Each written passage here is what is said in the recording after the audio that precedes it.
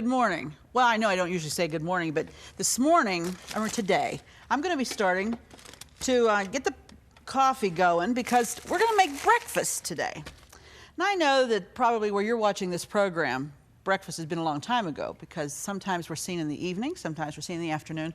But how about tomorrow? Make a nice breakfast for your family. Today, that's what we're doing. A complete, no great big fancy breakfast, but just a good basic breakfast. We're going to make biscuits. That's kind of southern, isn't it? Because in the north, we tend to go for the bagels and the toast and stuff, but we're going to make homemade southern biscuits and show how to do omelets and some other surprises along the way. So I'm glad that you've joined us today. We want to say hello to all our friends in Kansas City, our friends in Chicago, and just anywhere you're watching today, we're glad that you're with us. It wouldn't be the same without you. I know I say that all the time at the end, but it really wouldn't be the same without you right here at home.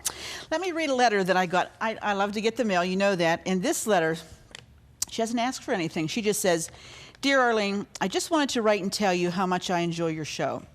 Every week it gets better and better. Thank you. My 4 small children ask, 'Mom, are you watching your cooking show again?' And each week my husband asks, 'Well, what did Arlene make this week? It sure smells good.' That's because I try everything you make each week. How about that? Your show is simple, but so informative.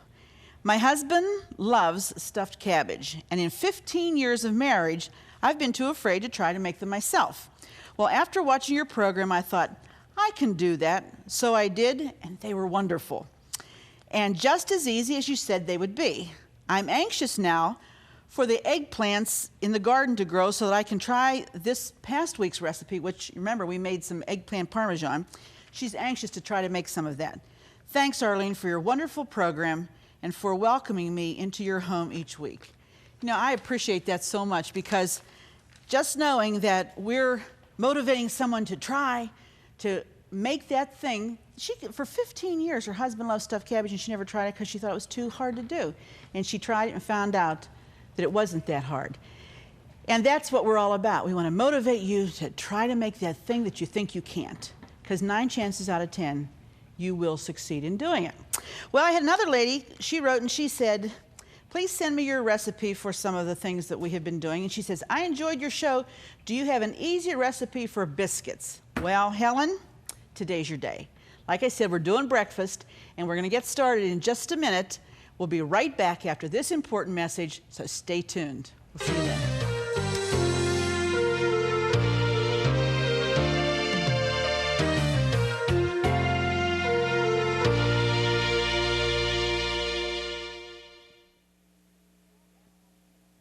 Here's today's at-home hint. To clean strawberries quickly, insert a drinking straw at the bottom of the berry and push upward, removing the stem completely. If you have an at-home hint, a favorite recipe, or just a friendly greeting you'd like to share, we'd like to hear from you. Post it in the comments of this video or visit our Facebook page. Okay, that hint that we just gave, I want to show you physically what I'm talking about. Take your strawberry, take an ordinary, the plastic drinking straw is the best. Push the straw up into the bottom of the berry and try to aim for the center where that stem is. Look what happens. Pulls it right out, nice and neatly, and you have a clean strawberry. And no big chunks are wasted. Let me see if I can get that. There we go. Look how nice and neat that was. Let me do one more just so you see it again. Okay, let me get one that has a point at the bottom because they seem to do better. You push the straw in straight up and you're aiming for that. There's what you want, okay? You've got it. A completely clean strawberry. You pull that out, discard it, and your strawberry's ready to go. I mean, what, is this easy or what? This is so easy. Thought I'd share that with you because I know that you enjoy strawberries. I can tell by the mail that I received that you're really enjoying the strawberries. Well, we better get busy because we got lots to do today. All right, first of all, we're going to be doing some broiled grapefruits. If you've never had a broiled grapefruit, you don't know what I'm talking about because they taste so different than just a plain, regular, fresh grapefruit. Very tasty.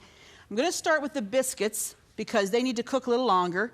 We've done some grapefruit, and we're going to show those to you in just a minute. We're going to be doing an omelet, with a lot of different fillings in it that you might like to try.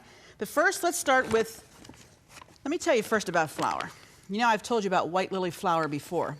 Any self-rising flour can be used for these biscuits, but it has to say this: don't try to do this recipe with regular all-purpose flour, because they will look like pancakes, and you want high, puffy biscuits.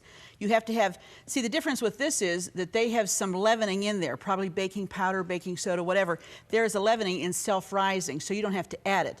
So don't use all-purpose flour, use a self-rising flour. And if you can, use white lily. That's my favorite. It's not real easy to get here in the Pittsburgh area, but sometimes we go on a vacation. If you go down south, it's very prevalent down there. So I buy a few bags to last me until I think I'll need it the next time. Spoon the flour into the cup. Don't dig that cup down into the bag, not when you're making biscuits, because the flour is important. It has to be light and not pounded down, okay, or packed down. So what, for this recipe, we're going to use 2 cups of white lily self-rising flour. I smell the coffee going over there. You know, when you get up in the morning, first thing we do at our house is we get the coffee going, and then we decide whatever else we're going to have for breakfast. Okay, there's one. And there's just something about that coffee brewing that makes you think better about what the rest of the meal should be like, right? I know that just sounds funny, but that's the way it feels like at our house. Because then we'll decide if we're going to go the bagel route, or if we're going to go biscuits, or just have a really light breakfast. So the 2 cups, keep them light, and don't pack the flour down. I saw somebody doing this one time. They're mashing it down with a spoon. That's a no-no. You don't want to do that. Level it off with a knife. Back and forth, okay? There's our 2 cups. Okay, we'll move that out of the way. Then what we want is a 4th cup of shortening. Now here, I have to tell you, I put a 1/4 of a cup, but usually I do a little bit more than that, because, as my dad says, he likes them short. Now he calls putting a lot of shortening in and making them short, which means flakier.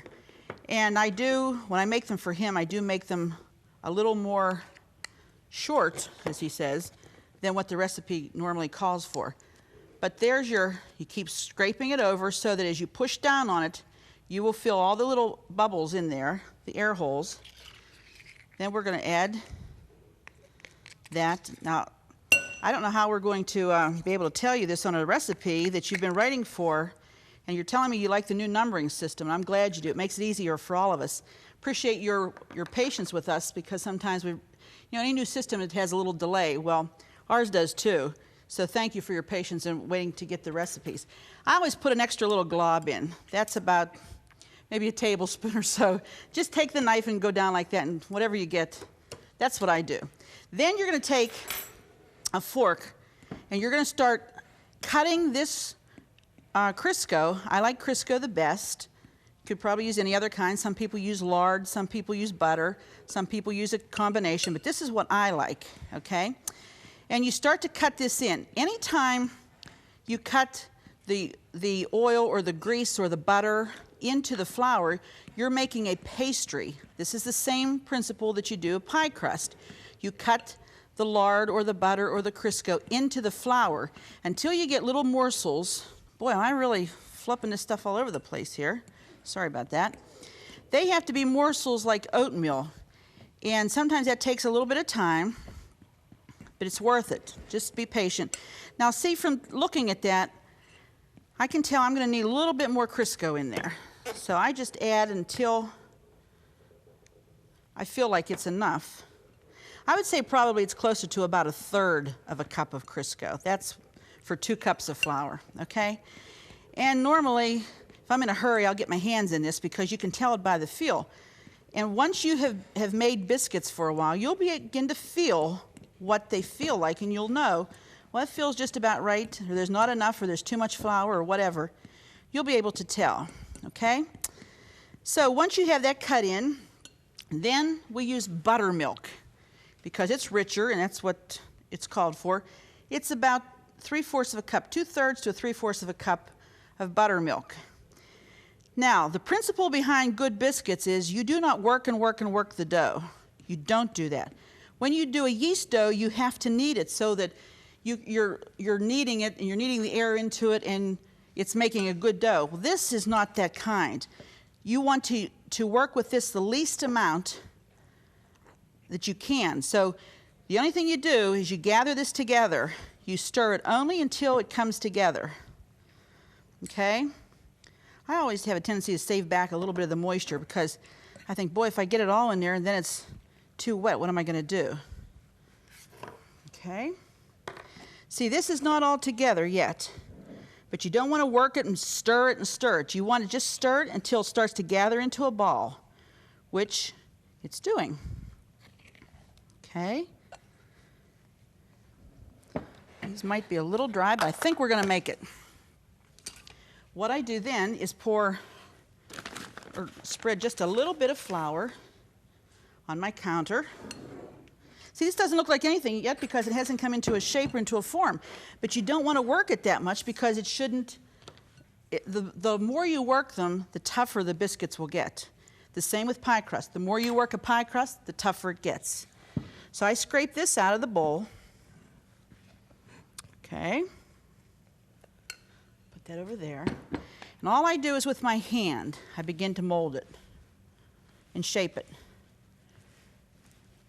Now remember what I told you, you're not going to need this. Don't need it because they get tough. Just shape it with your hand. Just keep shaping it. If it feels like it's a little moist, add just a little bit of flour. Don't put half a cup on here. Just sprinkle very lightly with some flour so that it doesn't stick to your hand. Okay? You keep shaping it. Going around and around, shaping it. Okay? Until it gets to pretty uniform. You think that looks pretty uniform there. Okay, then I take my rolling pin, and you might feel like, well, this is a little damp. Just put just a tiny bit of flour so you can get them cut out. Now here's the key. It depends on how high you want your biscuits. Some people would roll them out till they were be very thin, and when they puff up, they're not very tall. And it also depends on what size you want, but I tend to like the biscuits about that size, and I like them thicker, so we use the biscuit cutter, and you dip it into your flour bag, because it'll stick to it if you don't, and you start trying to aim so that you get the most for your money, okay? And I need a baking sheet to put them on. Get my baking sheet here. Over here. Okay. Now this is on an ungreased baking sheet, okay? Remember, there's a lot of different things that determine if it's a humid day, your biscuits sometimes don't turn out so good. Humidity plays a big part and a big role in the way your biscuits turn out. I wanted to take time to show this to you because, you know, they say if you can make a good biscuit, that's a mark of a good cook. And I wanted to take the time to do this very slowly. See how they pop right out of there? Now these are thick. These are high. These will come out high biscuits. These go into a very hot oven, a 500-degree oven, for 8 to 10 minutes. And but I'll tell you, when they come out, they are as light and as delicious. And get the butter ready and make sure you have it handy. Maybe the honey or whatever you like to put on them. Sometimes we use the preserves, sometimes we use honey. Okay, where are we time-wise there so I can make sure I'm going to get my 10 minutes. Okay, I think we'll do it. Now don't throw these little scraps away. These are good because you can re-roll them. Now they're not going to be as flaky as the original one because you've handled them more. But surely you can pull them together, okay? Like so. Just remold them and recut, okay? And basically you'll get a dozen or so out of this much flour, all right? They're very light. Let's get these in the oven so we can get started with some of the other things. Remember, 500 preheated oven. It has to be preheated. And they go about 10 minutes. Do you love watching At Home with Arlene Williams? Then be sure to check out our new YouTube channel. It's filled with classic episodes from over 20 years of At Home, and more videos are added each day. And don't forget to click the subscribe button so you'll never miss another episode of At Home. There we go. Okay? Now, to accompany biscuits, there's a lot of good things to make, but I thought that we would enjoy today just learning how to make a good omelet. And you know, omelets are very easy. People think, oh, that's too difficult to do. I don't think so. Once you learn the basics of what an omelet's all about, then you know if you adhere to that same formula every time, you'll have a good omelet. One of the things that you must do is you must always have your eggs at room temperature. I'm not really sure I know why, but I know that they're fluffier and better if they are at room temperature. And so that's why I do it. I also make mine a little different in that instead of just eggs and water or something like that, sometimes I'll add a little flour to it. And when I do that, it makes it puff up almost like a frittata. So we're going to begin, so move some of these things out of the way. Begin with 3 eggs. Now I'll tell you that this makes a whole pan full of omelet, and it will serve more than just one person, believe me. This is a big, puffy omelet.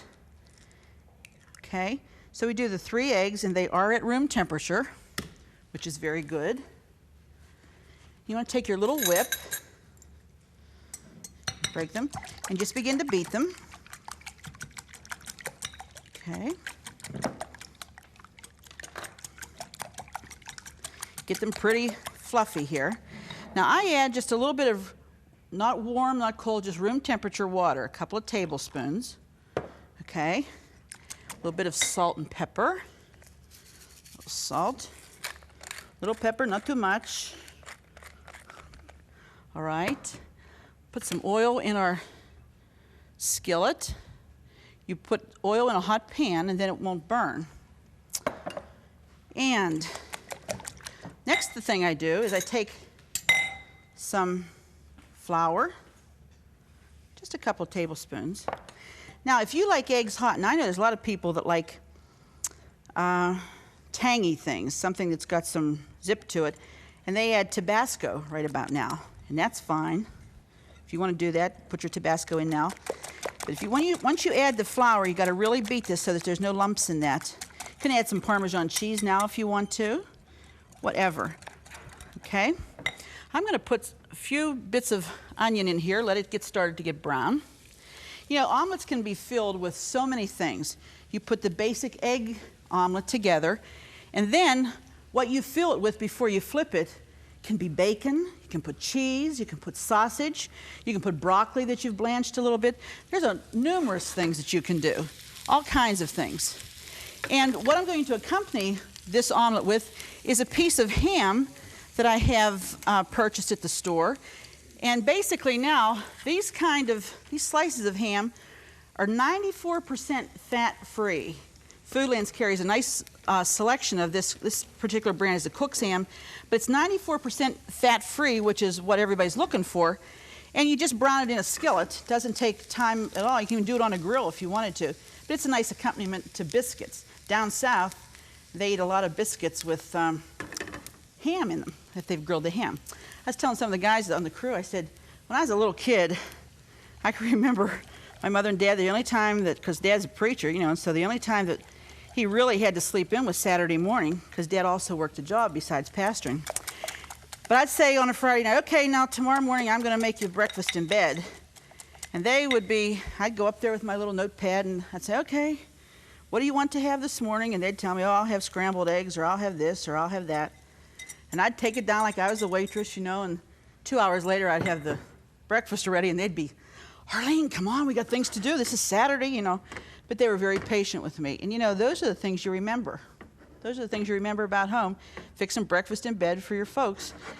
And my mother was, you know, she was an early riser, and so she'd be, like, doing anything just to hurry up and get this breakfast over so she could get on with all her chores. But they were very patient. And that's the kind of things you remember when you get to be my age that your parents did for you. They were patient with you. They were tolerated some of the silly little fun things that you wanted to do. And it's important to remember that.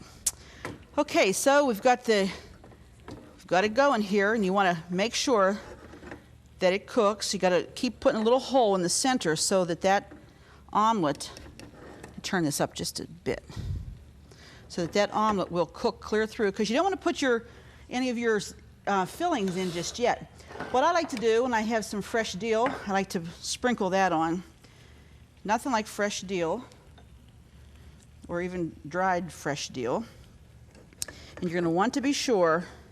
These non-stick skillets are a must when you're doing something like this. Because you see how it's setting up already? But look how loose that is in that pan. It's horrendous to try to do something like this in one of those, not a well-seasoned pan, because they just stick. And you end up making scrambled eggs, right? Forget the omelet, go right for the scrambled eggs if you have a problem like that. But this will set right up. And you can see that it's cooking. I don't want it to go too fast because it'll burn on the bottom. It's getting just nice. I don't know if you can see how brown that is. You see it's just a little bit lightly browned. Oil is the best to do this with. Butter will burn because you're cooking for a prolonged period of time. So let's let that set a little bit. Let's take a little look at our piece of ham, which is just browning. Better turn that up a little bit. A lot of water in hams. It's hard to find. I guess down south they have those fresh hams that don't have water added to it. This is just about there, okay? Just about there. And keep pouring it to the side so that the part that isn't cooking starts to set. Then, in this one, let's add some good old cheddar cheese. Okay, everybody likes cheddar cheese. See how our biscuits are doing. They just have a few minutes. Okay, and we'll crumple up a little bit of bacon. This is pre-cooked and drained very well.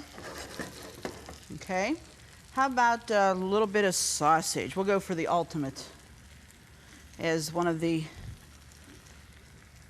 restaurant changes calls it.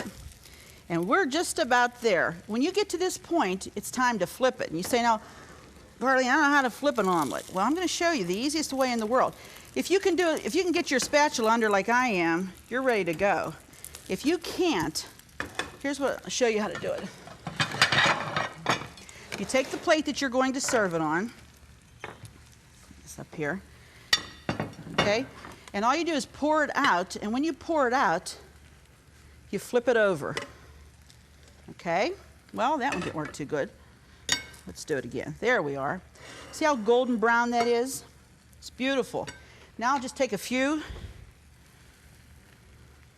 tomatoes, and we wanted to make it look nice when we put it out on the platter. This would serve two very hungry appetites, because the biscuits that will go with it and the broiled grapefruit, which I haven't forgotten, I'm going to show you that in just a minute.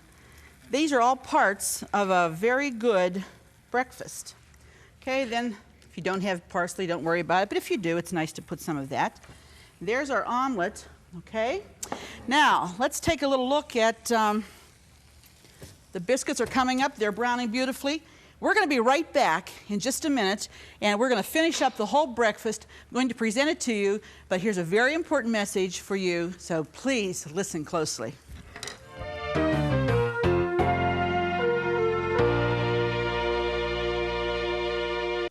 Just go to ctvn.org/athome to get all the recipes from today's show for free. That's right, no subscriptions. They're available online at no cost, and more are being added each day. So join us at ctvn.org/athome to get today's recipes now. Let me show you how to do, this is just a regular grapefruit. You take if you have a grapefruit knife that's curved on the end, you would use that. But if you don't, just take a knife. These are very juicy, and these are the Indian River Pink that I'm using here. You just cut around it, and then cut every segment. Go around every segment and cut it out, okay? When you have done that with both of them, then you take some regular brown sugar, sprinkle it over the top, have it in a little baking dish. It's really important for that. Add a little bit more. Do it on both of them, okay? This is going to go under the broiler. not to bake, but to broil. And what I do then is take just a little bit of butter and put it on the top of each one of them and put them to the broiler for about 10 minutes or until they get hot and bubbly and start to bake on top and they get almost like crunchy. Well, you can see by what we've already prepared that there are, we just decorated a little bit with the strawberry. That's what your broiled grapefruit looks like for our breakfast meal. And you can see we've got it all set up. Here's our omelet that we have filled with cheese and sausage and what else did we put in there? Cheese, sausage, bacon, the ultimate omelet, really. And here's our bowl of fresh strawberries.